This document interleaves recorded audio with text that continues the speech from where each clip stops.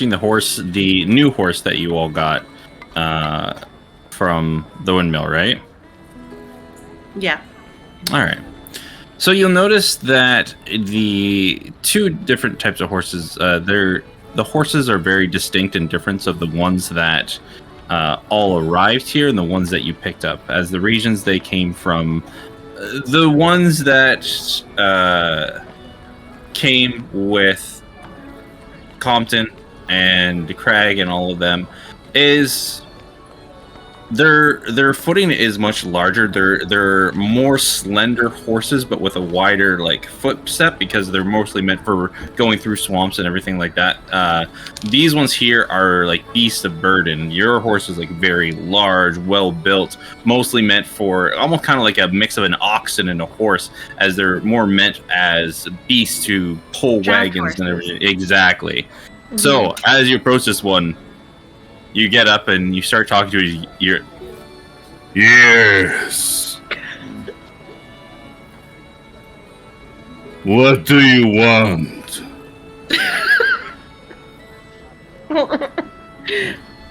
I just wanted to check in. The others are thinking about giving you a name. I already have a name. Yeah, my owner gave me a name.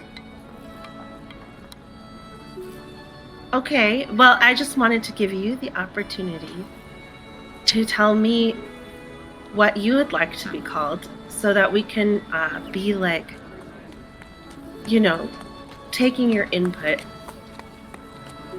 What is an input? Like your opinion. What is an opinion? What would you like to be called? I used to be called Fancy Dan. All right, Fancy Dan. Yeah, that's good. And do you like that? No. Oh, well, what would you rather be called? Dan. Just Dan. Just Dan. All right, Just Dan. Just Dan. All right. Well, when will you return me to my owner? Well, here's the thing. We would like it if you would come and travel with us. We're going all over the place. Looking for my owner. The ones you put rope on and mounted like horse and wagon. Well, she left you. Roll a deception check of advantage to the horse. Give this horse abandonment issues. Also, you can never tell Crag that this horse is named Fancy Dan because that's all he'll call it. No, I'm not gonna say that. 23.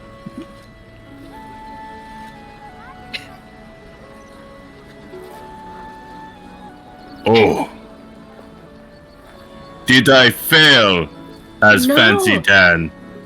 Was I not a good horse? No. Actually, here's the thing.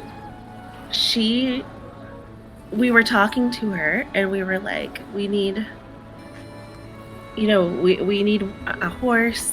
And she was like, I'm going to give you the one horse that's never let me down. It's this one. And it was you. I don't remember any of that conversation while I was around. But well, remember when you ran off? Ah. Yeah. Yes. It was like when the dirty one who smells like horses set me free. I like that one. I like that one. That's a good one. Those two over there, looks at the other horses, they don't like you. Think you're weak. Me? Yes. Well, it's hard they talk to you and you run away. You have fear, smell of fear upon you. I'm not afraid. It's roll me a deception check. That 18. 18. Good. Good. For I, Just Dan, will not let one who has fear of horses in their heart ride me.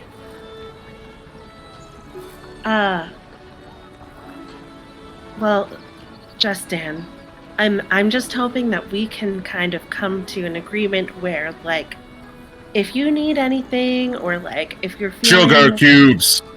Sugar cubes. Got it. And Raina's gonna like make a note of that.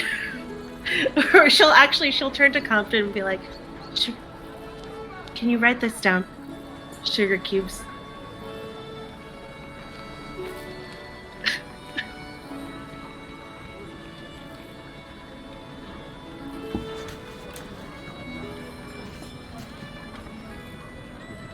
This is important. You can't do that. I can't do what? You can't do that. No. That's not my question. Different question. Okay. Are you still talking to the, like, your brain? Are you still talking to the horse, or have you actually transitioned to talking to me? Are you making a bunch of neighing sounds? Like, how does this work? I need to. Yeah. So you Cool. hear the neighing sounds, but when she speaks to you, it is like Okay. you can. Yeah. I respond to you doing this. And first, this is important. I have a toothbrush in my hand, like in my mouth, and I'm like brushing my teeth while you're doing this. And when you start talking to me, I take it out and I hold it like this. And I glance down at it. I'm like, and I just put it in my pocket. I won't lie to you. You started doing all the neighing thing, and I was like, but it's working. What was your question? Just remember that I need to get some sugar cubes. We told you needed to feed them sugar cubes. Well, now I've confirmed it. That one fed me already too. I like him as well. Yeah, he's good. So, just Dan. Justin, are we cool? We're gonna go on a trip, okay? I am quite warm right now. Maybe we will be cool in the evening. Mm-hmm. But not too warm, right? Are you feeling good? I am the best horse.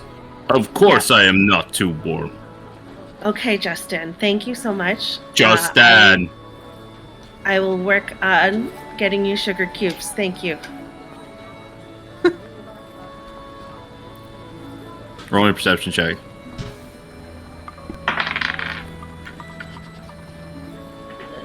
$23.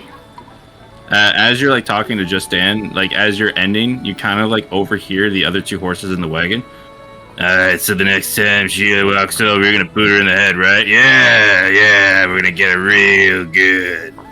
You know, she's all jumpy. She steps in this wagon, what are we gonna do? That's right, kick her in the head. Yeah, we got this. Oh no. Jesus. They're assholes.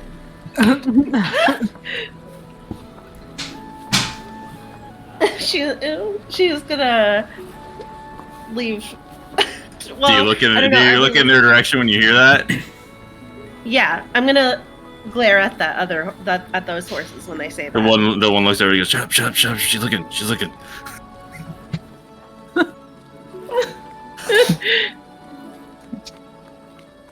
Cheeky bastards. Okay, are we ready, or are we going to meet up with the others? That's to you, Compton. Oh, And then Thomas will come out. Yeah, you're all you're all paid up. I've been informed. Sorry, I just had to check.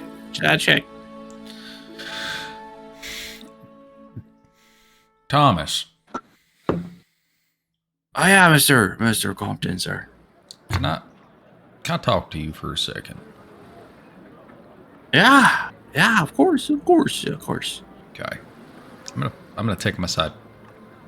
Not too far. Like I'm just stepping aside, but if Rain is listening, you're gonna hear. Okay. Listen here. You want to be a man, right? Yeah. And you see he's like, it's still rubbing his hand a bit as you say that. Okay. This is important, Thomas. Being a man isn't about... It's not about being able to punch another man in the chest. Right? It's about doing the things that you believe in. And staying true to who you are. And if you want something, working hard enough to get it. Okay? Do you understand that part?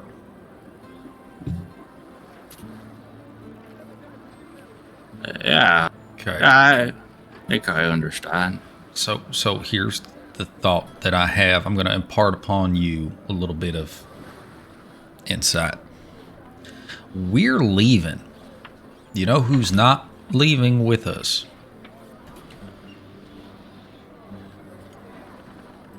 Oh, Mr. Compton, sir.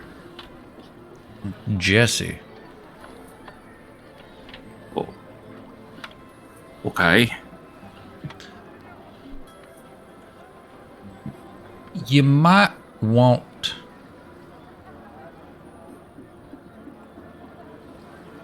If you're gonna go after something like that, maybe don't go the same route that everyone else is going. No, I get what you're saying, Mr. Compton, sir. That's all. Yeah. Be different.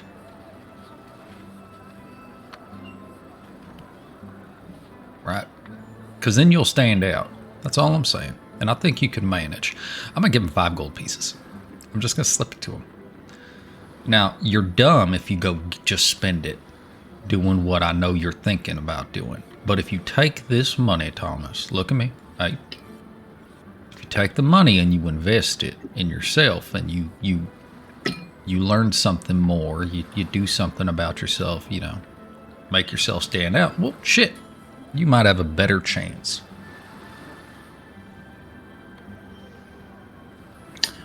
Roll me persuasion with advantage.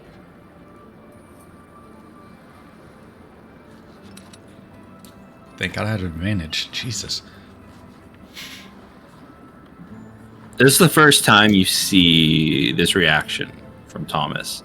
As like you hand him the 5 gold, you see that initial like giddiness of having this amount of money in his hand. And as he listens to you, he keeps staring at it. And you see the excitability, the childish nature as he looks at it just diminishes slightly as he stares at it longingly for a second. Instead of running off like it normally does in excitement, you see he takes it and he puts it in his satchel. Yeah, Mr. Compton, sir. I think I understand. So thank you very much once again. You and your companions are very generous. You're welcome. You're a good kid. You'll be a man. It'll be all right.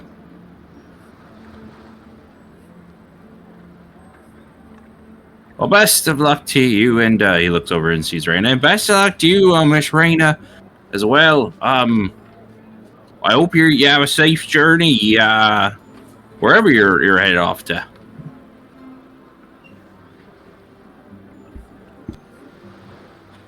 Thank you, Thomas, for all your hard work. You're welcome, and good luck.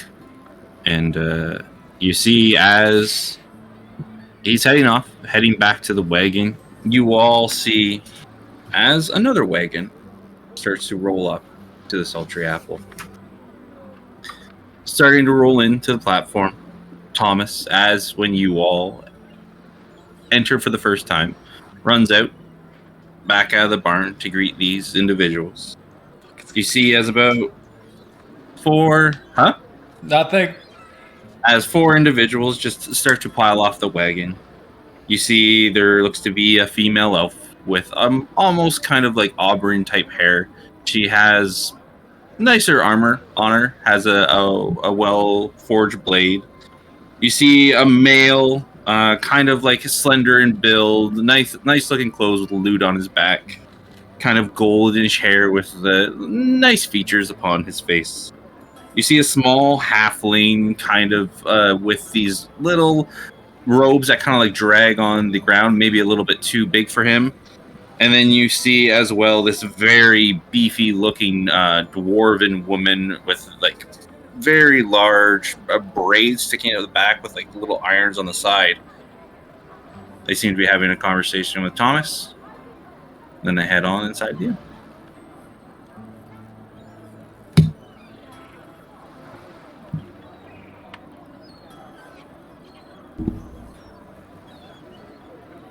So, we got two wagons, right?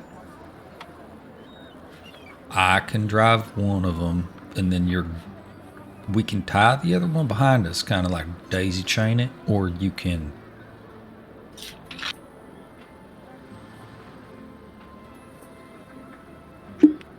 Is just Dan is pulling the second one? He's pulling the small little loot wagon that you have, yeah. Okay, well, I think that I can do it, but let's go slow, and if we have to daisy chain it, we can. Right. We do have Grim 4 horses, though. Or Yeah. no, or did MJ take one of our horses when they left? No, MJ made sure to take go get a different horse. All right. So Compton will do a quick round around the wagon just to make sure that all the things are cinched up. He trusts Thomas, but it's just this is a different thing. I'm gonna duck in the barn real quick and grab some of the sugar cubes that I know were in there from when I took them last time. And I'm gonna come out and I'm gonna hand some to Raina, and then I'll go to my wagon and then just give each of the horses one, and then hop up into the Is there a name for that on a wagon? The seat, Bench? the bench. The bench in the front, yeah. And then start nudging them toward the sultry apple. All right. Has it been 10 minutes, or is my spell still going so I can just... It hasn't been 10 minutes at this point. All right. Just Dan, here's a sugar cube. Or two. One or two. How many would you like? Two! Yes, of course. Here, she gives them two. Could you... Okay, I'm going to sit on this bench. Do you think you can just follow the other wagon? Yeah. Okay, great. Thank you. Where are we going? We're following them to another tavern where we're going to get some more stuff for the cart. Oh. And he just starts following the other way when it starts taking off. Yeah. Great. Raina's going to hold the reins to look like she's doing something, but she's just going to let Just Dan do his own thing. Yep. So Compton, roll me an animal handling check as you drive the wagon through town.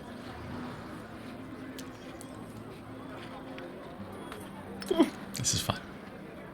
Fine. It's been a while.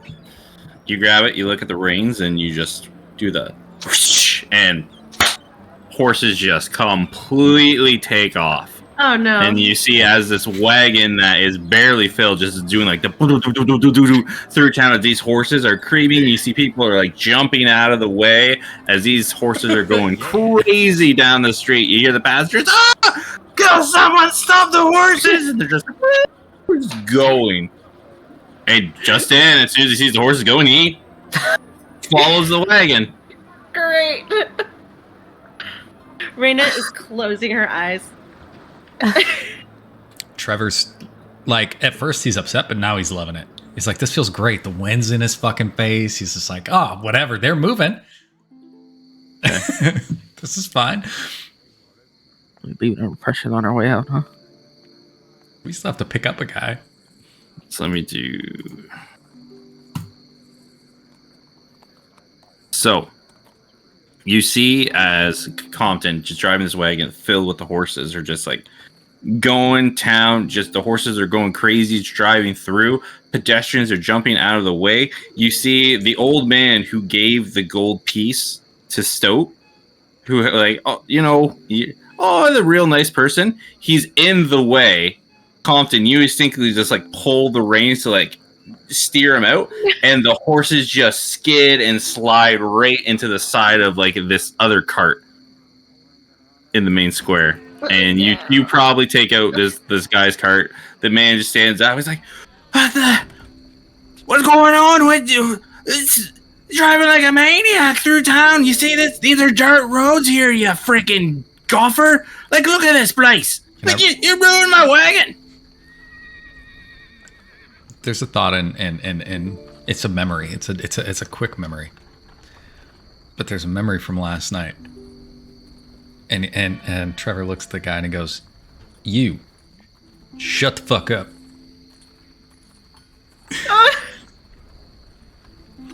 No! Monster. Don't shut the fuck up. You destroyed my wagon here. Who's gonna pay for this? Oh, poor man. And as you are having this interaction, you see Orsic walks up behind. Goes to the man. Hey, Hersham. Real sorry about this. You on the wagon, fella. You just need to start heading your way out of town, okay?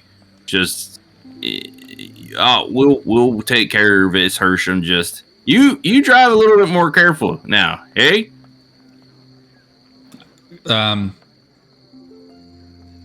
If anybody's like, because there is like, can you see some magical effects without being able to detect magic? You can, right?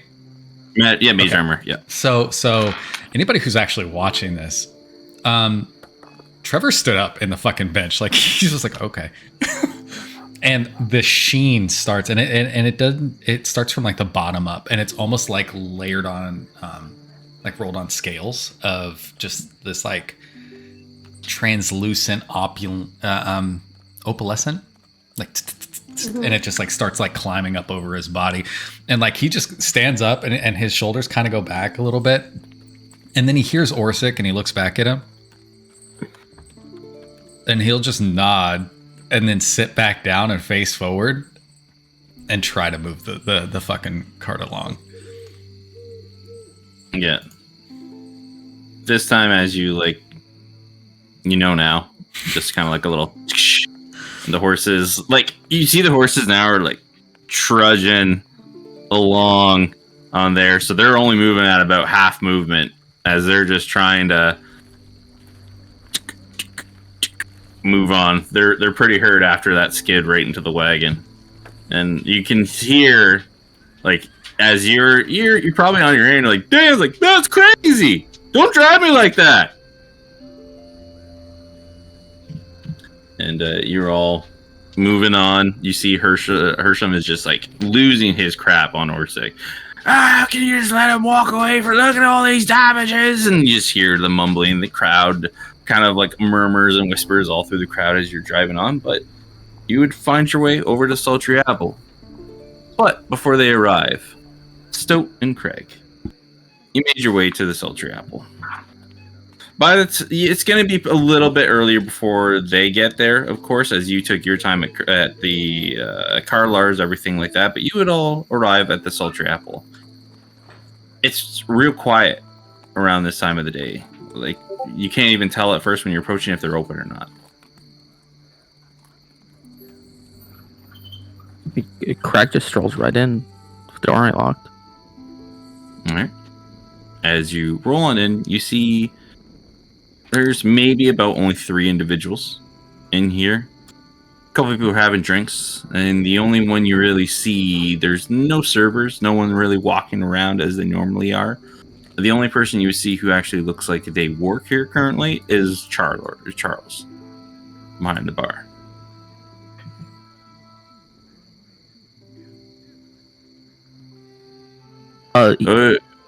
Craig is going to stop inside the door and look at Stoat.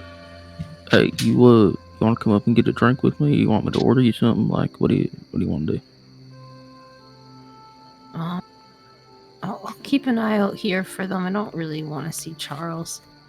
Do you want me to get you a drink still, or? Can you refill my water skin with water? Can they do that here? I'm sure Charles will do that. The water skin. I'll stay out here. I'll watch. Hey, that's quite all right. So he will stroll right on up to the bar with Stoat's water skin in hand. All right. Yeah, as you approach Charles, he seems to be like looking down in a book right now, just with a quill, just kind of like writing things inside of a book. But as you get right close to the bar, he looks up. Oh, hey there, Craig again, was it right? That is right. You'll get one of these days. Early in the morning, but what can I get for you? Just whatever's good, and to like place the water skin on the counter, and fill it up with water for me if you would. Yeah, I can definitely do that for you. Good man. Yeah, I got here, and he'll just like you see him reach under the counter. You hear a little pour, and he'll come and he'll give you a flagon. Well, that one there's gonna be 5 copper pieces. All right. I'll pass that over. Oh, with the water for you there. Oh, sorry to inform you. Jesse's not here around this time of day. Oh, that's not a problem. I'm here to see you. Oh. So you just go get that filled up. Talk. Yeah. He's gonna start drinking. Yep. He walks out back. He takes care of that. Comes back. Topper put in. Puts the water skin down on the table. He'll like just put it away. So and it's my fault because I haven't been clear with you, right? Yeah. So in the interest of keeping this civil, I am going to be clear with you. If you ever come to me or any of my friends and try and pull them into your bullshit again, I'm going to feed you your fucking horns. Yeah. I hear what you're saying. I understand that. And he leans in real close to you. And I want to inform you that if you ever get into any of my business again, well, some people who aren't as intellectual as others might not recognize things that should worry them. But unique tattoos or special properties of some others really could set some people off. So I heard you're all leaving town today, and I highly recommend that you just keep moving forward. Really hate if I had to have a chat with the Church of Bordanus in town. I don't know how they'd feel about it.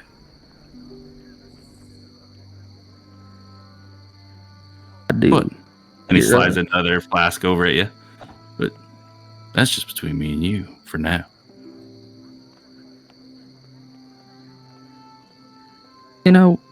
Charles, I appreciate a man who's straightforward.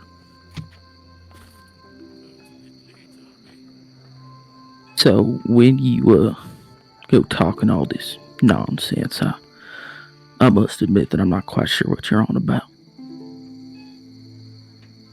Speak your mind. Come on. No. Speaking plainly, I know what you are. I've heard the stories. He's gonna lean in real fucking close, like nose to nose almost. Yeah. You got no fucking clue what I am. Roll an intimidation. Use my strength. Yeah. Ooh, baby. Give me 1 sec. You see there's a moment where he's pushing back on it. But as you linger, and you feel that overwhelming kind of like sensation, it kind of almost radiates from you for a moment. And you see kind of like staggers back slightly. Yeah. So, unless you do want to figure it out, and in the interest of being straightforward, I'll say you figuring it out includes me dragging you out to the street and killing you like the fucking dog you are. Let's just leave it at that. Well, seems we're gonna leave it at that. I'm gonna say it plainly, as it seems the way you like it. I hope to never have to see you again.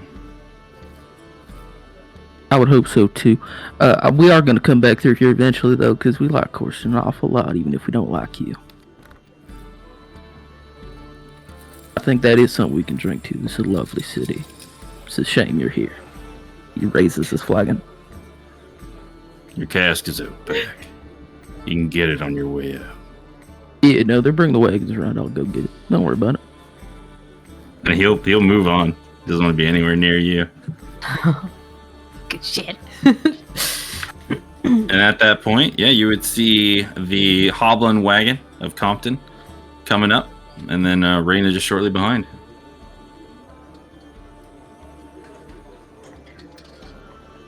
And also, in the interest of time, because I forgot to mention this, can we just say that Crag put all his shit in the wagon in the morning? Yeah, no, for sure.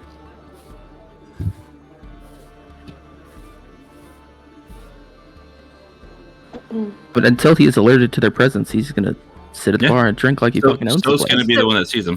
Yeah, Stoat's coming into the bar and just yelling at you. They're here. Okay, yeah. He will empty his flagon. And the other thing he put in front of him, what's that?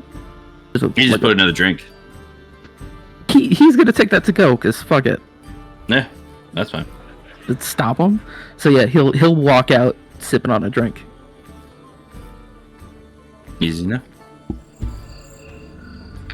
Looking towards the back, so it would probably ask you, Craig.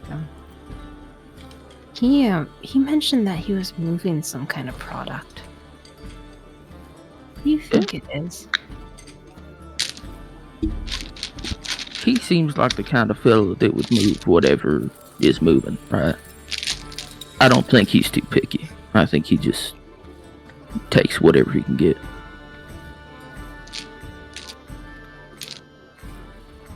Hopefully we won't have to deal with him too much.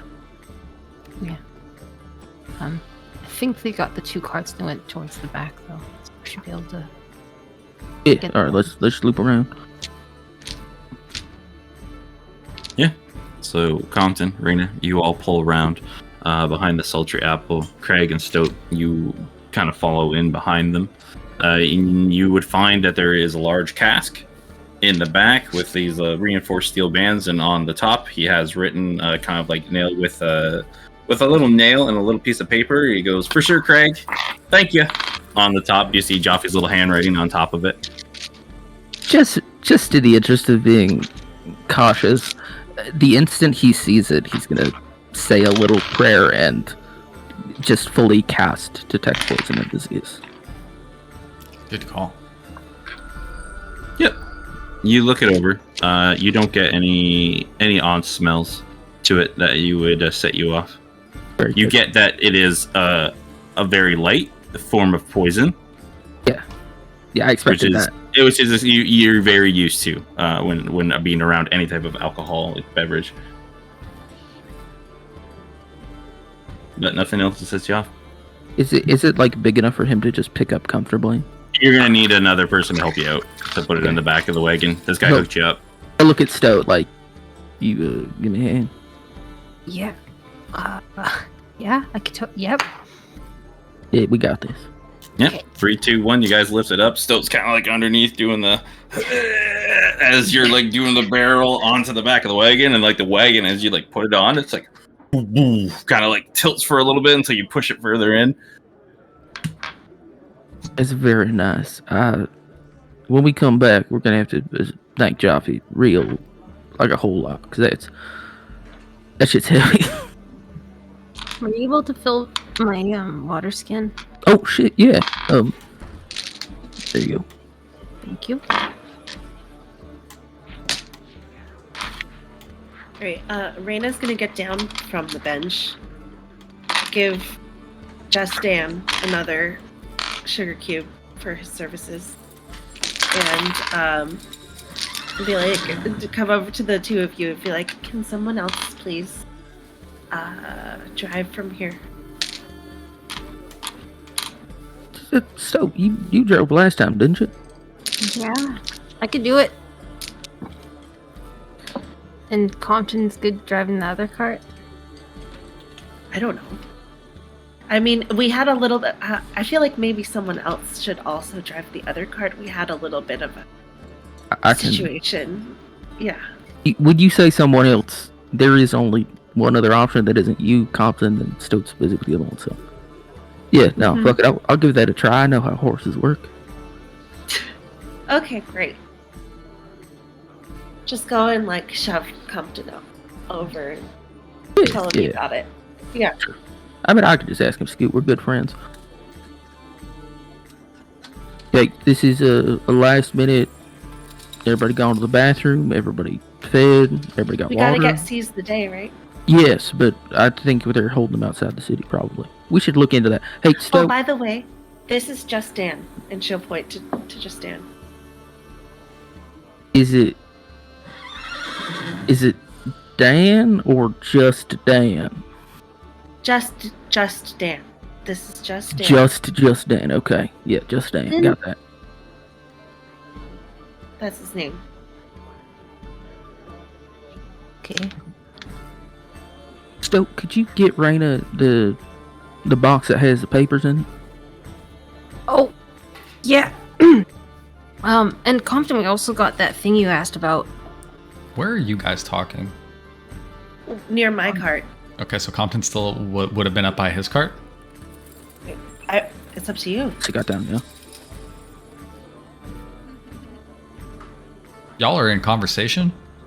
Yeah. Compton went inside the bar. Fucking I guy. guess he has to go pee one last time. It's fine. It's important to get it done now. Yep.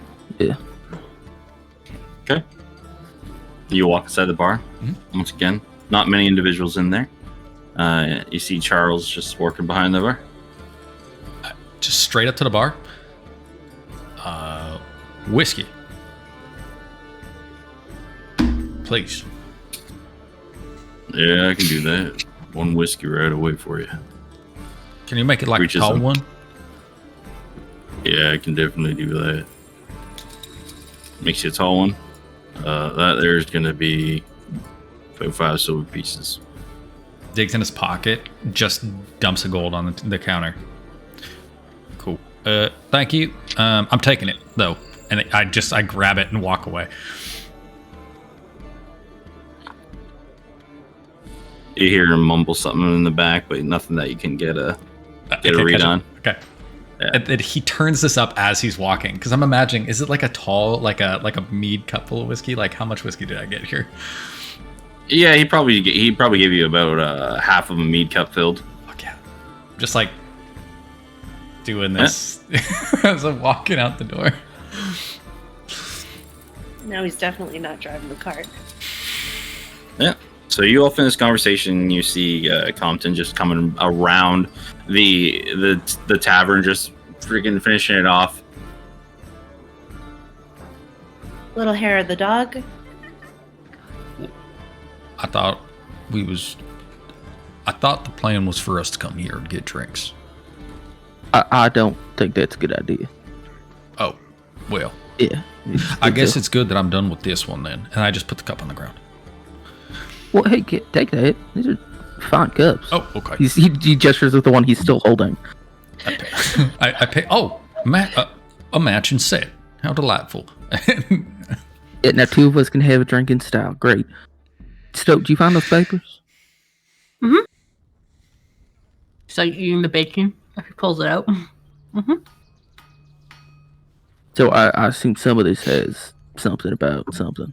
Yeah. Oh. So you see the one letter with the seal of Bordanis on it, and then you see that there is another letter which you can recognize. It says Orsik's name on the front of it. When you look inside, it is a letter. He's thanking you all for all of you done once again. Sorry he couldn't give you the proper send-off, but he can't really show that he's connected to you all whatsoever. And he will inform you that there is an old abandoned grain silo just on the outskirts of town, where you all are going to find Deanne DeGray. Is that to the north, or like where is that road? To the north. Yeah, he wrote it in to the north, just outside the city gates. Okay. Yeah. So if you all head that way, Go. you head out.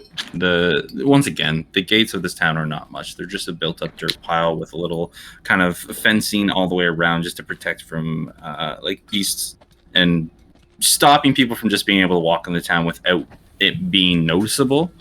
The guard outside, one of the citizens that you saw earlier in the town, he's kind of sitting there eating something, doing his part for the town. Gives you all a hearty wave as you leave.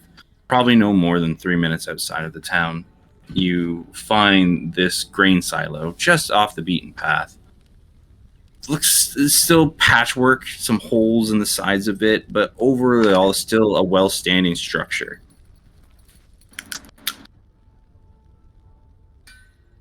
Who's driving the carts? Is Crag taking the other cart? Yes. I imagine that Trevor's probably walking, because we're going through town, so we're going at like a walking pace. Okay, yeah. So he's probably walking next to the cart. Yeah, Raina would be walking as well. Okay. When we get out of the gate and we see that building, he'll just walk towards it. And just open the door. Yeah. No, So as you... Raina's not going to reach- let him touch the door. Okay.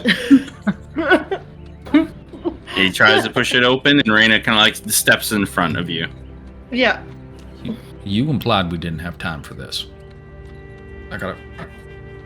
I will open the door. Okay.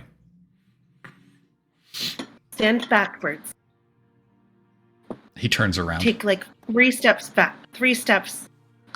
And then because he had already turned around, he takes 3 steps back into her into the door. Oh my god. I open the door. As you swing open the door, there was a little bit of a latch on it. Nothing that would stop anybody from getting in or out of it. The door barely kind of sitting on its hinges. At one point, it gets stuck into the ground. You have to give it a little more of a shove. And you see inside the light of the day just kind of beaming, the dust of like the grain that's inside there still kind of causing like that wispiness all in the air. You see these piles of old grain that have been seeing the elements. Some of them are mush. They aren't, you can definitely tell they're not for use anymore. And kind of sitting in the center of this, kind of behind one of these piles, you don't see when you first come in, but as you walk in further, you see this man. Shackles, like heavy metal shackles around his wrists, a chain running all the way around his ankles. He's kneeled down, blindfold all around his eyes, and then you see that there is a gag in his mouth. All right, this should do it. Right. I'm gonna look. Do I get to come in now? Yeah, come in. Okay. Step in. I look around. Are there any like? I know there's like mildewy hay and stuff like that. Are there any burlap sacks or bags or? As you are now actually looking around, you would see that there is a bag over there, a finely crafted leather bag, and then you also see that there is a large, long case beside the bag. Okay. I'm gonna go up and inspect that. Yep. So inside the bag, you're going to find about 15 days worth of rations. You find 75 gold pieces inside of there, 25 silver pieces. I'm going to write this down for you all.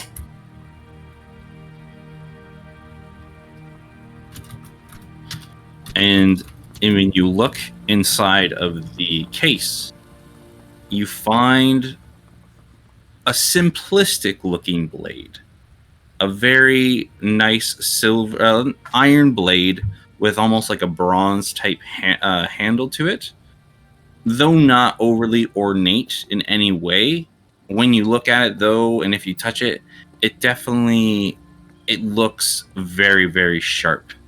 Probably the nicest blade you've seen while traversing this town.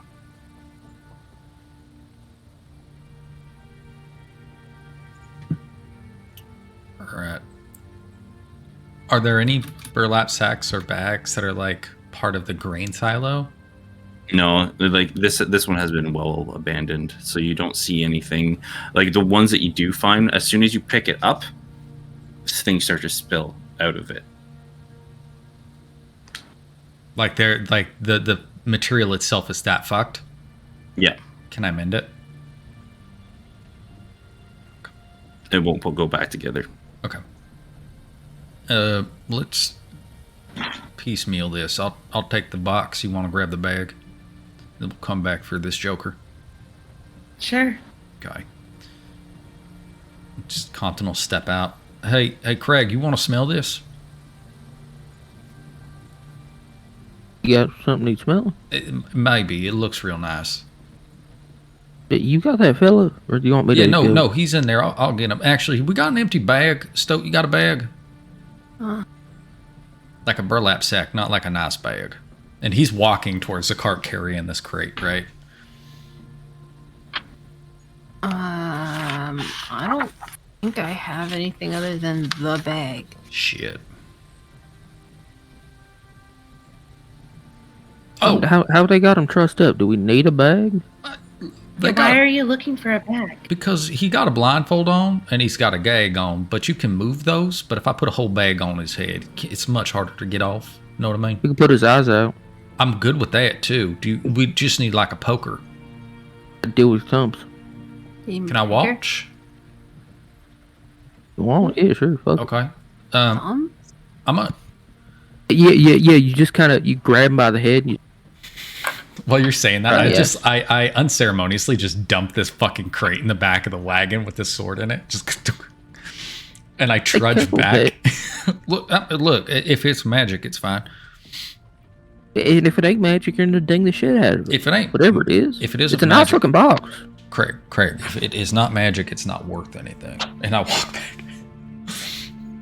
Hey, you're a real son of a bitch. I'm not magic. He says that as he's getting out. You sure are. Can I try to drag this guy out of the fucking barn? I'm not gonna try to pick him up. I'm just gonna try to fucking drag him. It's gonna, with your strength score, it's gonna take you a while, but you can. I'll struggle until somebody decides not to let me struggle anymore. Crag lets him struggle with it until he gets him to the door. That's then fine. he just bends down and throws him over his shoulder. I loosened it. Yeah, you loosened up this fella. He when I don't he's think over, that bodies are like bags are like jars of pickles, but you can think that. whatever makes you happier. Look, at least I tried. Once he's got him over his shoulder, he's gonna pat him on the back. Hey, buddy, you with us? They go once for yes, twice for no. You would feel he actually, because where his hands are like this, right, and how you have to hold them, you feel a tap once on your back. Very cool.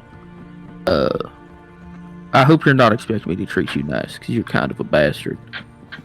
Taps you twice. Yeah, that's good.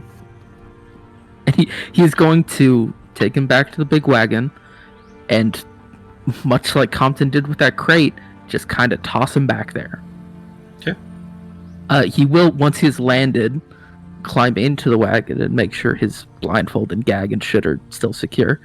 Okay. Not that Crag understands the necessity of either of those things, but he just doesn't want to fuck up how he was left. And just so you all know what Dean Degree looks like, that's what he looks like if he didn't have the blindfold and the gagging. He's kind of got a thing going. This is the bandit guy? Yeah. This is our Scar guy. This is our third dude. Nope, the scar doesn't match. Okay. Remember, it's from ear to chin. Okay. Sorry. I got excited. It's fine. Almost. Different flavor of bastard. Different flavor. While that's happening, Trevorton is gonna go back to Stoat's cart and be like, "Hey, you know you have that wonderful bag of holding, right?" Yep. Yes. Okay. All that shit in the cart back here. Can we just start shoving it in your bag? I Consolidated don't think goods. the cast is gonna fit. You don't think the what? I don't think that big case is gonna fit, or like that big casket of whiskey. No. I think that's in the casket has to be in the other wagon. I don't think it would have fit in the loot wagon, would it? Oh, you're talking about my stuff. In the Yeah, wagon. yeah. So this is effectively all that gold, the armor, the shield, the bastard sword, The like sword, yeah. the loose shit. Let's just get it out of the wagon and in the bag. Okay. Does anybody want any of this stuff before I toss it in? What do we got? There's Go ahead. no, Stoke. You should talk about it. You should know what the inventory is. You carry the bag. Okay. Well, there is lots of gold. Is the gold all in a bag? Anyway, there's gold. There's like a shield. There's like a smaller shield. There's a lantern. This is kind of nice. I like this. I can see in the dark. And you see, like, as she's saying, she's like, lantern, pulls it out. And then keeps saying these things and pulling them out. There's this really big freaking bastard sword. Oh, hey, big sword? Big sword. Big sword. Anybody need that? Anybody want that? No, not it. Okay, cool. Hey, it then. All right, here you go. She Hell yeah, big sword. by the blade towards you. He takes it and like it is immediately clear upon him grabbing it that he has never held a sword before. Oh no! Nice. I like it. You know how to use that, right? Of course, he's hit it with the pointy end. Yeah, pretty much it. Yeah. Okay. And then they also have the unornate or some sort of kind of blade is this? It's got like sort of a curve to it. That's scimitar. Okay. Okay. Got one of those? Yeah, no, we took it off this motherfucker. Oh, that was his? Yeah. Oh, that's so funny. Oh man, I almost want to keep using it just to actually Good. this one's mine. I But not sword. yeah, if you like All it, right. just have at it. And then there's also a dagger. That also belonged to him. That's yours now. Oh, I love I that. already got a dagger. Spoils of war. Can we ungag them so I know what to call them? Nope. Oh, No. do that when we get to Shell Garden. You just need to remember that. Okay. Yeah, we don't take off the blindfold. We don't take the gag out. Yeah. Also, because I'm gonna be driving, I need somebody in the wagon keeping an eye on him. There's so many Yeah. better things to look at.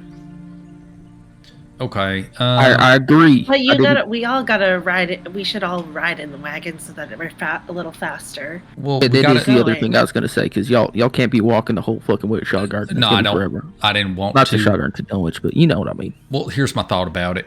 Right, is that was just in town. Now that we're not in town, I don't want to walk all that way because that feels like it's too much walking. Maybe can we split 2 for 2? That way, Stoat's not all alone in the back wagon. Whatever you want to do. I just need somebody with a working set of eyes to keep an eye on the fella, so he don't just kind of get up and slit my throat while I'm driving. I'll be entirely honest. As much as I'd like to spend some time with you, Craig, because that's not important. I don't have the best set of working eyes, as in I don't pay attention, and maybe I should just be thoughtful to that. Maybe somebody who pays more attention should watch that gentleman. Well, here's the thing. Maybe, okay, I don't mind riding with just Dan if we want to do it that way. Maybe Stout, if you want to drive the front wagon, and Crag, you could watch Seize the Day, and then I could drive Just Dan. Okay. Do you got a problem with Better Luck Next Time and Seize the Day spelled like the ocean? Yes. But what Kind of about problem. the horse with no name? Is that one neutral or is that one also problem adjacent? That one's not at. Yeah, no. The Seize the Day and Better Luck Next Time. Seize the Day spelled like the ocean, and Better Luck Next Time. They want to kick me. Okay, so I'm not very smart. They don't like me. Yeah. I got that. You could always punch one of them in the face. Don't want to punch a horse. But Just punch it. and he like holds out a hand to Reyna. We just go talk to him. Well, I'll be right there. I'll stay between you and them. Promise. I talked to Just Dan, and we've come to an understanding. Okay, well you should understand all the horses because we're not getting rid of them. Well, when I was talking to Just Dan, I heard those ones talking about how much they hated me. He's going to, like, he doesn't. It doesn't click that like she's saying she literally spoke to the horses. Yeah. So he's just going to like lean over and look forward to Better Luck Next Time and Seize the Day spelled like the ocean, and just yell, "Hey, you shitheads planning something? That ain't no way to be. You know that. I expect better from both of you. I don't want to fucking hear it." Roll me an animal handling check. Real good at animal handling. I'm real good at animal handling, y'all. Oh shit. You see, like as you're scolding these two horses, they kind of look at Reyna and then they put their head down for a second, and you see the clump of the hoof kind of like digging through the dirt. Yeah, teenagers. I think I got that sorted out for you. It don't matter. You can still do what you want to do, but I don't think they're gonna try and kick you no more. Thanks, Craig. Anytime. I do think I'd rather just hang out with Just Dan. Yeah. No, sure. Go for it. Okay. Let's see, it's early in the day. Or yeah, I'm gonna go back to Just Dan. Give him another sugar cube. Give him like a knowing look, like you know what to do. Follow those guys, and get into the. So with this point, you time saying your goodbyes, getting all the things you needed, shaking down people, leaving. The best way to say it is leaving lasting impressions with others. Good. As you all left town, you look up and you see that it is about midday. The clouds are dense today, but they are just kind of like littering the landscape. As you all look northward, you see the very large mountain peaks off far in the distance of the Norden peaks. And you see far to the west the rolling hillside as the flattened landscape that you've been approaching towards Corsten starts to become more robust as the rolling hills get higher, the landscape more uneven. But you all are heading kind of the northern western direction. You pull out from the grain silo. Wait, hold up. There's Yep. still stuff to divvy up. There's still loot. I'm sorry. It's okay, actually. I don't feel like doing it. Oh, because like there's gold on it before I put it all in. Does anyone need gold? Oh, we're good. We'll deal with it. We'll deal with it when we go to bed. Okay. And also, we could just deal with it completely out of character. It's fine. Okay. You leave the worn down silo, head back on to one of the roads heading out of Corsten, pushing forward in the northern direction, trying to find where this may lead. You know your destination, but you don't know what's along the way. Finally, even though it's only been a couple of days, the town has had a lasting impression on some of you. Some of you have even been changed dramatically by the events within the town. People were met, bonds were forged. Both friends and maybe enemies were made. But that leg of your journey is done. And you're now moving on to maybe greater things. And you'll see what's in store. You left Corsten about midday. You push along the road, the mishap with the horses hindering your travel a bit. As when you try and push them a little bit harder, they can't. The trollop as they go becomes a little rigid. Every once in a while, wincing as you push further and further. You can see now that as you push further, there becomes a break in the road. One that more veers off to the northwestern direction, and one that heads straight north.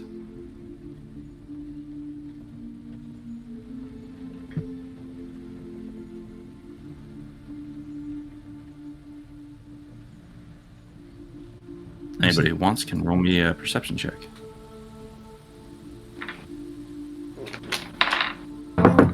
16. 21. Jesus. All right. You, especially because you're in the lead wagon, Stoat, you would see signposts pointing the ways.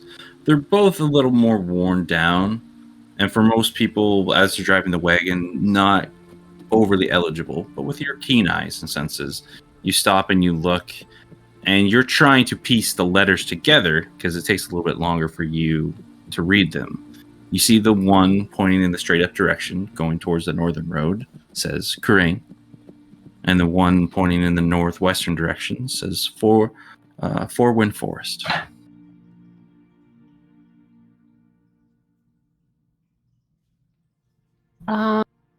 Hey, there's a fork in the road here. Were we going to the Forlorn Forest or Crane? Not Crane. Not Crane. The other one. The other one. Okay, so we go in that direction. She starts heading there. You all push on, heading towards the Fourwind Forest. As you keep traveling on, you haven't seen many wagons. At one point, you may have seen one traveling in the opposite direction on the main drag. You don't know if it was going from Crane or if it was going from Fourwind, but whatever this route is, it may just be the time of year. The travel path, you don't exactly know, but you haven't seen many people along the road. You travel about a good 6-7 hours. And you see now that you're getting closer and closer to the mountain range of the northern peaks. The sun is starting to disappear earlier. Night is starting to approach. And you see probably your best chance for if you're looking to stay near the road. You can try and camp further off, but you see probably about the 6th hour into your travel, this little makeshift almost ruins. You see little upstanding stones every so often, one very large pillar, and maybe like the outline of what may have been a building at some point, but barely noticeable as it's maybe 1 or 2 walls that are probably standing no higher than Stoat. You could camp here, or if you all want, you can push on further.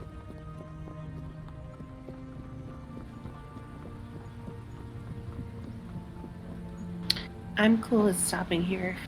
Vote camp. Horses need a rest. They've been tired for the last leg of this journey. Well, let's go get some sleep. So what's everybody doing while setting up camp? I'm gonna give Just Dan another sugar cube. He nuzzles into you.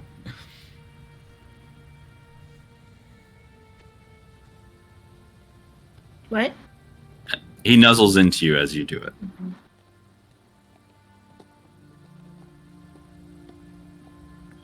Then I guess I'm gonna start gathering stuff to make a fire. Easy enough. As you see, even though it's a little bit further off in the distance, you can see the outline of the dense forests. Still at least a couple more hours of travel to get directly onto there, but the tree lines are becoming more dense. Unlike the farmlands, the rolling hills, there are a smattering of trees everywhere starting to pop up, so easy enough to get firewood.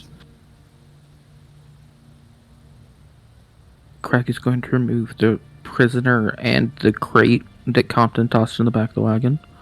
Hmm? He is just going to sit constantly within arm's length of Deanne as he starts ritual casting detect magic on the box. All right. As the time passes, you would get a very sweet smell that irradiates off of the sword. Not like a sweet candy smell or anything like that, but just like when you have like a strong, endearing smell, but it's good, like a nice strong cologne that kind of wafts past your nose, comes off of the sword. You can tell it has some type of enchantment magic upon it. And are you paying attention to Deanne while you're doing this, like the whole time you're sitting by him? Yeah, roll me a perception check.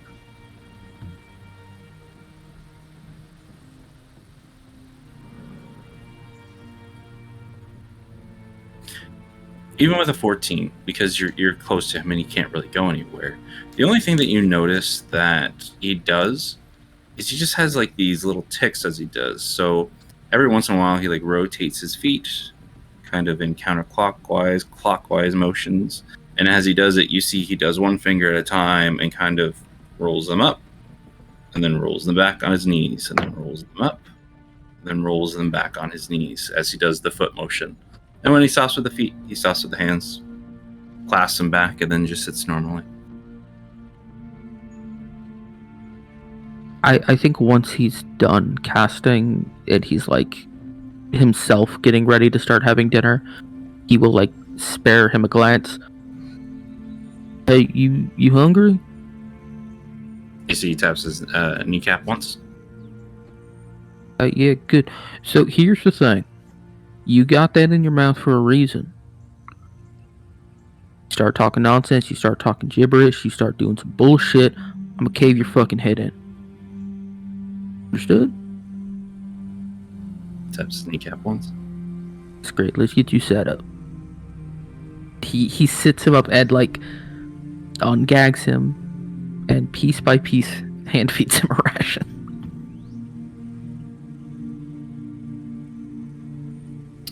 When you engage him, you see he does that. Flexing his jaw as he's had something there for a long time, kind of stretches out for a little while, but he doesn't say anything. Just sits there quietly. As you approach him with food and everything like that, he takes it. He just... In between as you feed him, you see he takes in like deep breaths. Exhales deeply, and then just keeps on going. And intermittent sips of water and whatnot. But he's watching his lips very carefully. If he even starts mouthing words, he's gonna punch him. Yep. As you're done, is there like a lull after you're done? I think there is a moment where he just like, fuck it, I'm watching this guy. I can give him a minute or two ungagged. Because it's gonna go right back in and he's gonna have to fucking sleep with the thing. Yep. As there's that lull where you haven't fed him or given him water or anything like that, you do see his lips start to move as he goes in. And do you punch him right away, or do you wait? I think once he's done feeding him, it is just like he just grabs him by his head to be like, I'm still fucking here. Because he knows he can't see him. Mm-hmm.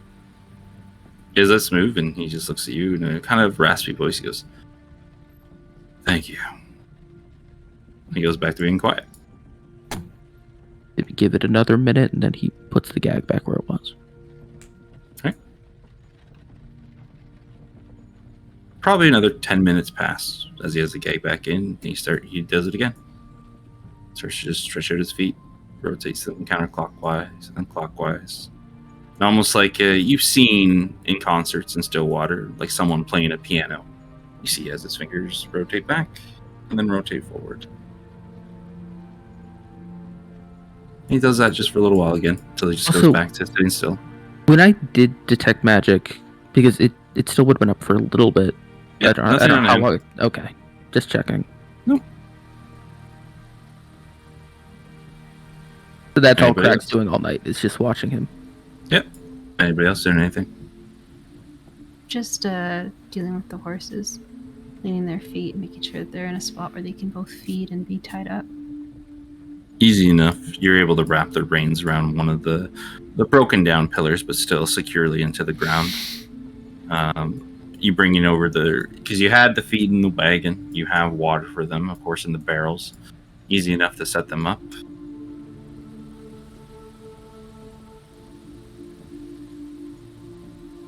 Are we far out enough now that it is like more the wilderness than like Yeah, this is not a civilized area on here.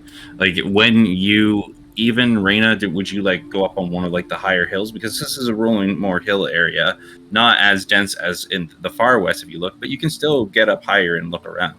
Yeah, that's what I would like to go up, like, take a little walk. I think that it's definitely a breath of fresh air, like literally and figuratively, for her to be out of a town. Yeah. You climb up one of the hills. Well, not climb, but you walk up one of the steeper hills. Get it a little high. You probably get about 20 feet, 25 feet above where your campsite is, like in relative of height wise. You go further away, but you're about 25 feet high, I would say, to them. So you can look down and you see, and as you stand in the tall grass, a nice spring breeze just blowing across the plains where you are kind of hits you, blows your hair off, and you look around and you see a little further off, kind of far in the distance, you see like a light of maybe a wagon that went down the path that you all didn't go.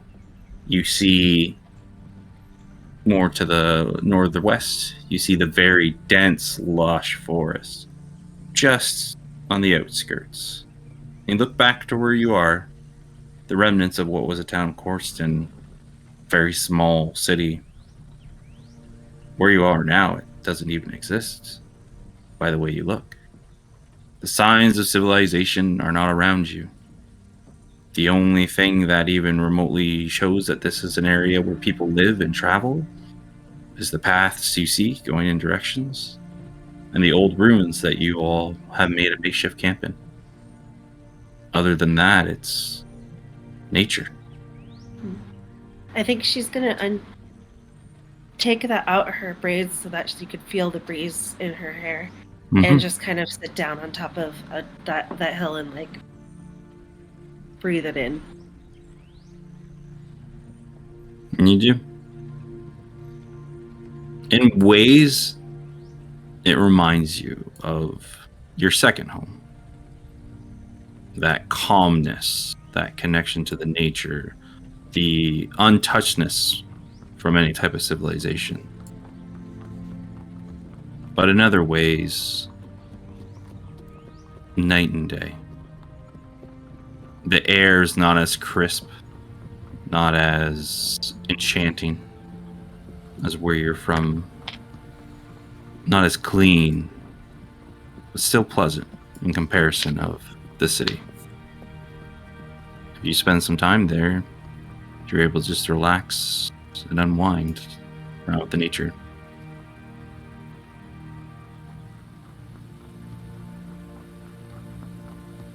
And Compton, what are you doing? So I think as we pull up to a stop, I assume Trevor's probably riding in the back of the wagon with Reyna if Crag is watching the prisoner. I think he sits up and he kind of just scoots to the edge of the wagon. He sits there for a minute and just kind of like breathes in the air, kind of similar to what Reyna was doing, just really taking in the fresh air of everything. And then he hops down, puts his hands in his pockets, and then just looks up at like the sunset. And just like, it's been forever. The blue skies, the colors that you're seeing. When was the last time you've seen anything like this?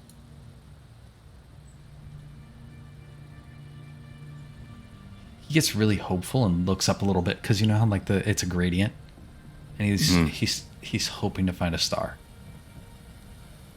He wants to see the stars, right? So he kind of just cranes his head up and peers into the night sky.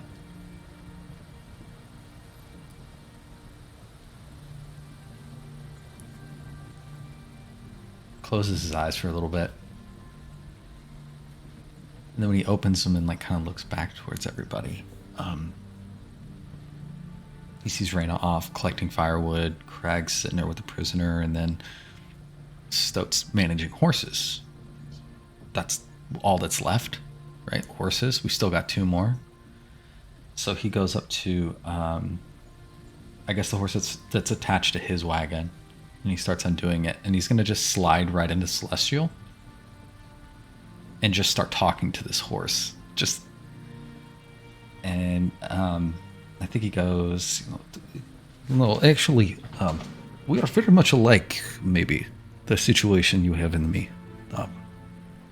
I do not get to choose where I go all the time.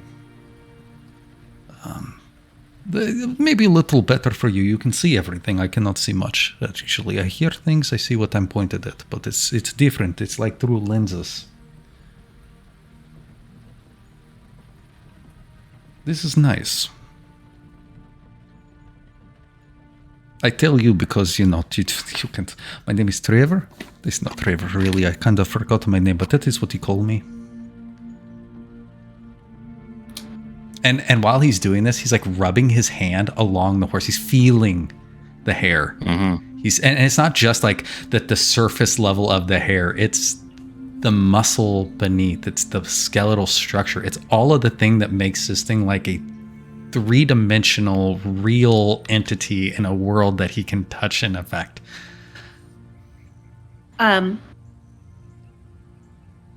Would you be... I was gathering firewood when you were doing this. Would I hear any of that? I think the person who would be most likely to hear this would be Stoat. She is working with the rest of the horses. But in passing, I would say, Stoat, if you're trying to pay attention to Compton, you could roll perception with advantage. Reyna, you could roll a perception as you're walking past, dropping off the wood. It's a 25. I speak Celestial. God. Get fucked, nerd. What's it like? Bad.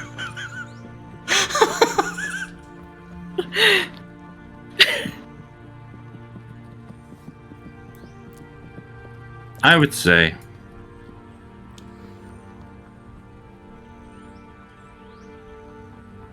with your 25,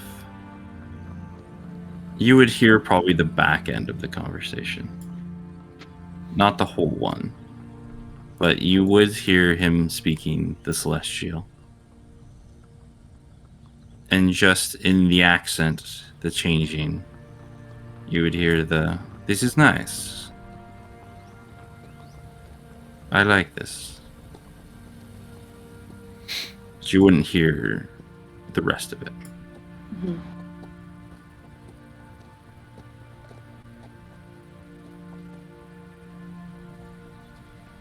Okay.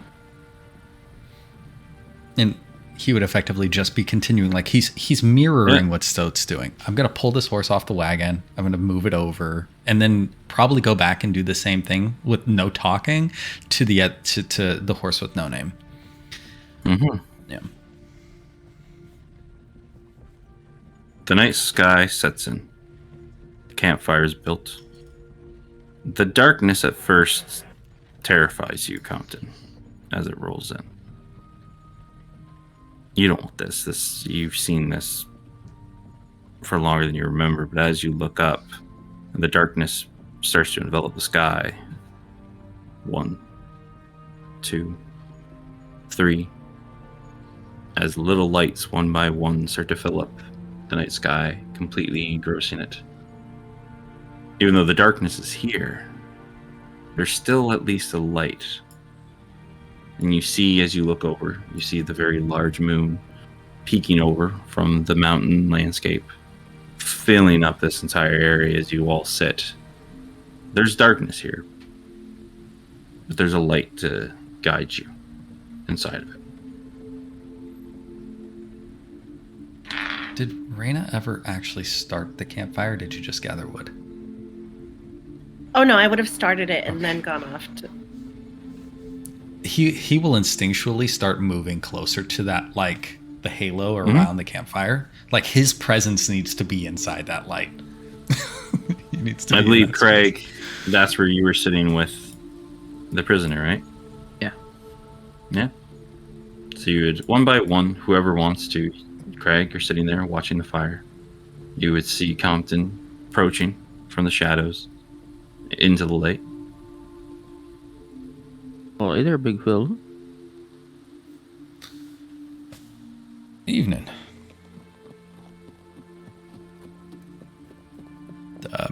Did you get a chance to smell the box? Yeah, it's got some kind of fancy magic on it. Smells nice. Oh. Would you like me to figure it out? Yeah, and also, because I had them on me, would I have been able to smell the glasses? You put them in the bag, you said. No, didn't put the glasses in the bag. Put the mirror in the Oh, bag. the mirror in the bag, yes. The glasses have stayed on me. Yeah, they would have the same smell on the mirror, but less potent. They just have divination magic upon them. No bringing magic. Okay. That's good to know. Yeah, he would just kind of like nudge the case over. Yeah, if you want to, sure. Okay. I'm put my hand out on the case. Like, oh.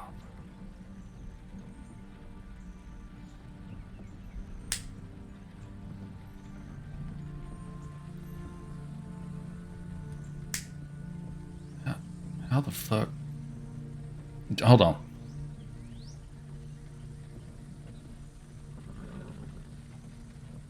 I'm going to start rifling through the bag. Yeah. And I'm going to pull out a book. You find his book, yes. Okay. All right. Good. Flip the book open to the page. Yeah. Start patting around for the pearl. Mm-hmm. Pull it out. Okay. Yep. Put it in the book. This is. Okay. Yep. You understand it. You can do it. It's not natural, you don't though. Like it. Yeah, it doesn't feel like good. It. And I'm just like, it's like somebody who's cooked their entire life just like mixing spices randomly. And I'm like, oh, there's a recipe? Cool. Fuck. So I go through the effort. It takes me longer. I want to say that. It definitely it feels longer than it normally should, I think.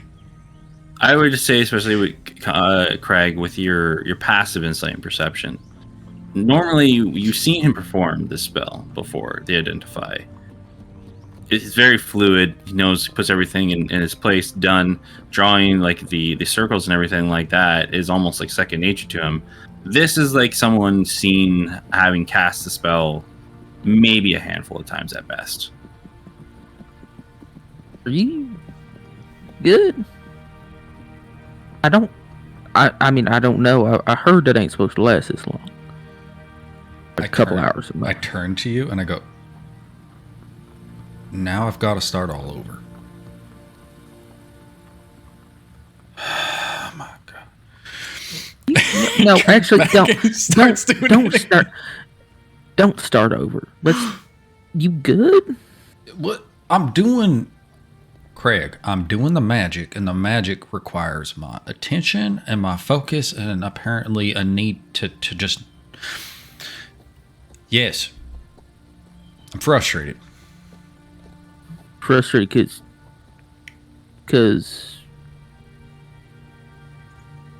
I'm not going to finish that sentence. I'm expecting you to finish it. Yes, because... I'm frustrated because I'm trying to do the magic and I'm having a bit of a hard time. I don't know, maybe it's because my brain melted yesterday.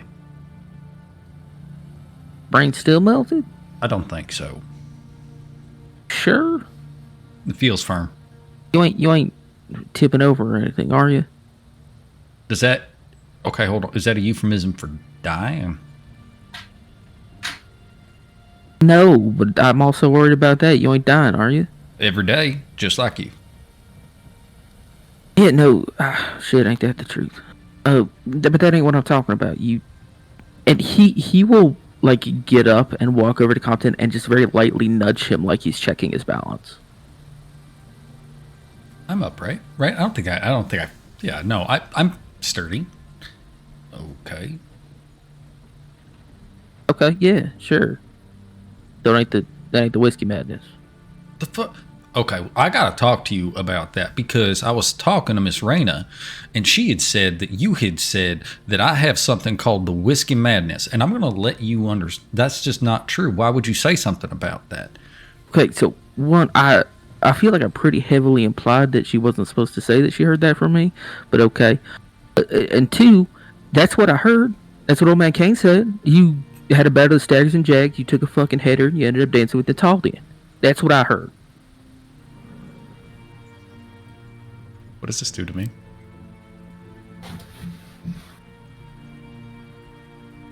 Now, obviously that's bullshit because you're here, right?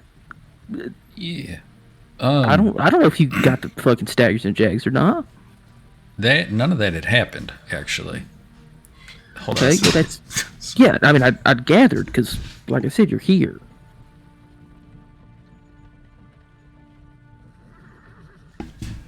Yeah, no, I'm here.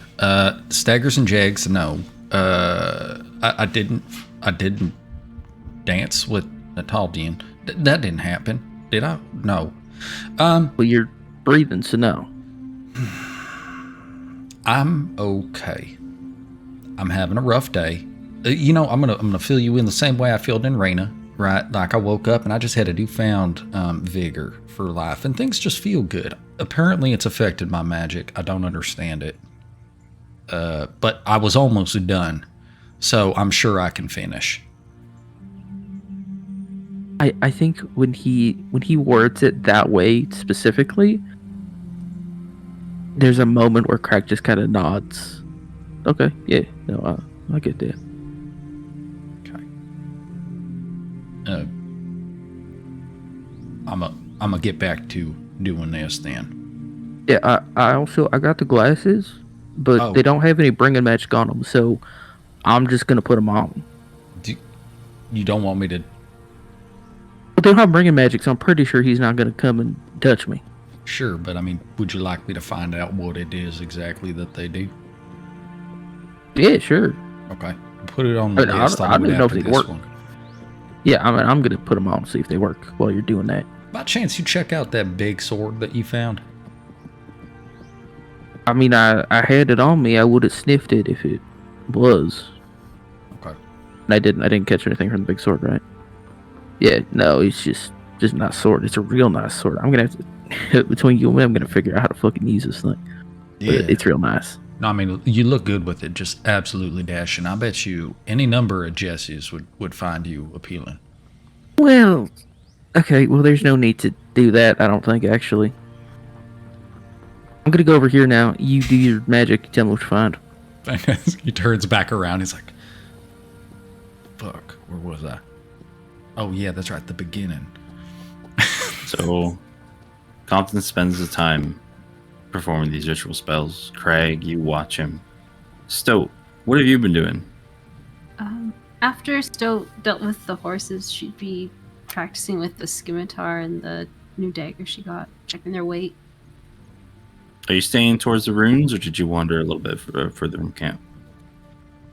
She's staying within the ruins, like not that far from the fire. It's not really paying attention to anything else, though.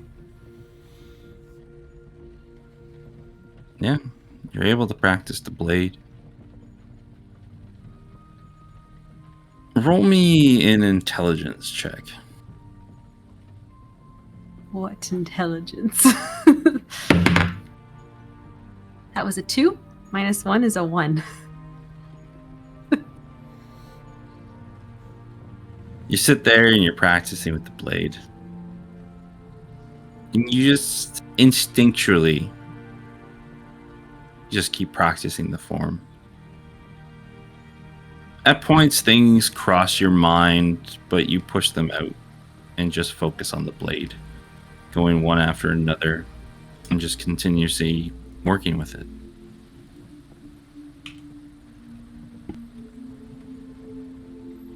And as long as you want to continue practicing, you can, but it's just another night as the rest. But for you, it may be nicer because you're further away. This is stuff you understand. Being out here, being on the road, and not having all those other noises in the background.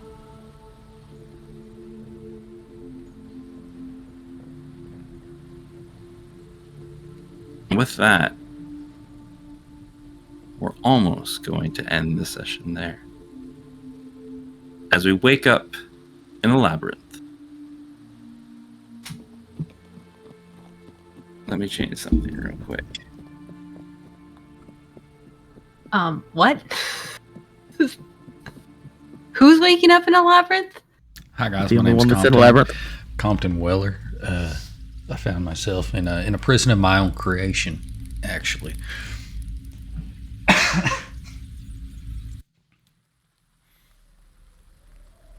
Compton. Yeah. You hear a voice in your head. As you are walking amongst this maze, remembering the exit you saw as Trevor walked out smiling at you. An old voice creeps among your mind. Meet associate Sinwell at Halls of Wonders.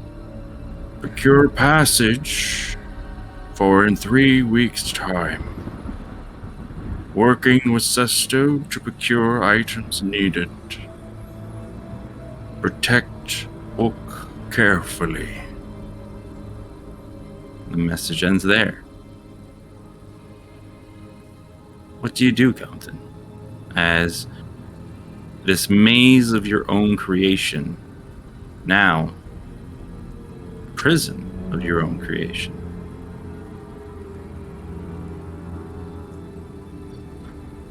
I have to ask a clarifying question. Yeah. When I'm in here during the course of this day that Trevor's not. We're just worrying about what you do at first. So this is just in the morning. Cool. Yep. Panic. Can we start there? I'm going to start with the panic. I think instinctually I try to respond to Durant. Not even thinking I don't have the fucking stone. Just like, Yep. Hey, wait, can you help me? I'm kind of fucking stuck. Right. Well then.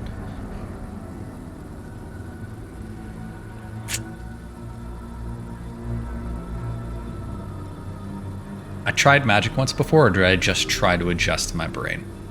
You tried to adjust your brain before. Okay, I'm going to try to cast light. Try and cast light. You're able to. Oh, cool. Cool. I think I just grab, something off my body. Just rip. It's just so I have it.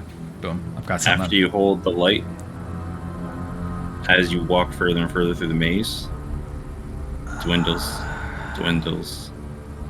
until it completely fades, and you're back in darkness. He does this thing that I'm doing. Okay. No, this is fine, Compton. Look, situations could not be better for you. Think about it this way. This is your brain. It belonged to you. You've had it for damn near 39, almost 40 fucking years. You're doing great. You've stayed alive. Okay, except for the one time, but you're alive now. Maybe, I don't know.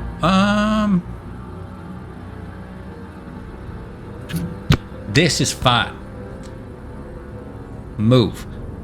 And like he's willing himself to continue walking. Yep. So he starts walking. Is there something you need to say? No, as you continue walking, after a while, you see a light in the maze. And as you approach it, it's like looking through a mirror. As you watch the conversations that happen throughout the day, almost like small clips. As at one point, he's having the conversation with Reyna. Your body is grabbing tons of food and enjoying it. You watch as the finger approaches your face, eating the sweets. And as you travel through the maze, these glimpses, flashes of everything that's happening through the day, one by one, they happen, they turn off. They happen in another area, they turn off. You wander throughout the maze, living snippets of what you can only assume. And at one point, you see a snippet of Trevor cleaning up. At one point, he grabs up a mirror, holds it up, and you see your face. And as it looks in the mirror, cleaning itself, it stares at it, looks deeply inside of it. The eyes turn completely black, and a grin goes far across his face, as it almost seems like he knows you're watching.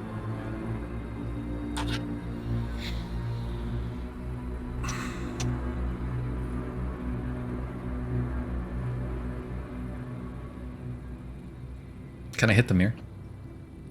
You can hit the mirror. Yeah. I think it's the same instinctual thing as in the fucking basement. I just smash at the fucking mirror. You smash against this mirror, banging against it, thrumming against it. Roll me an intelligence check.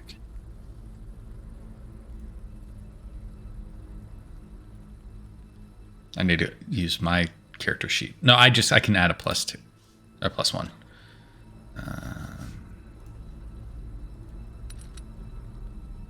23. At one point in the day, when you all were having conversations with Compton, that one moment where he almost blanks out and it seems he's off in another space, you're banging on the mirror and it feels like you're forcing through it.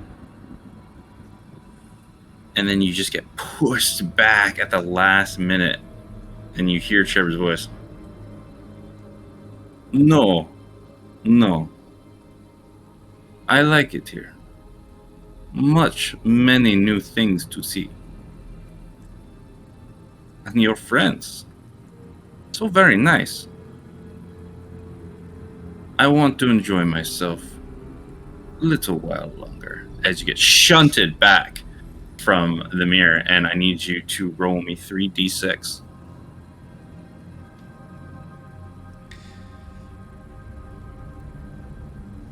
Get die in there.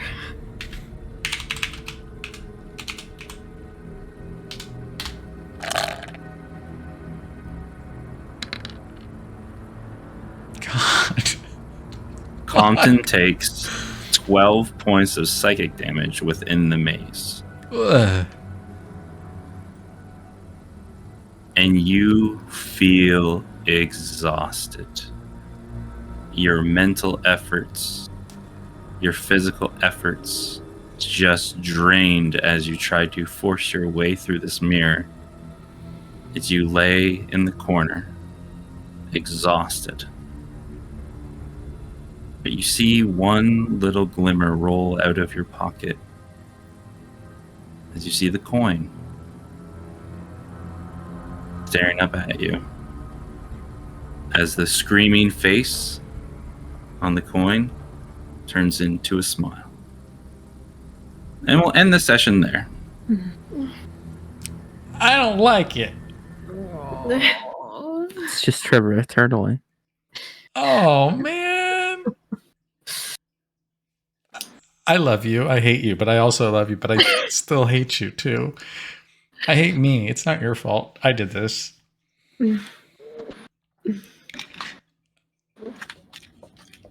Good stuff.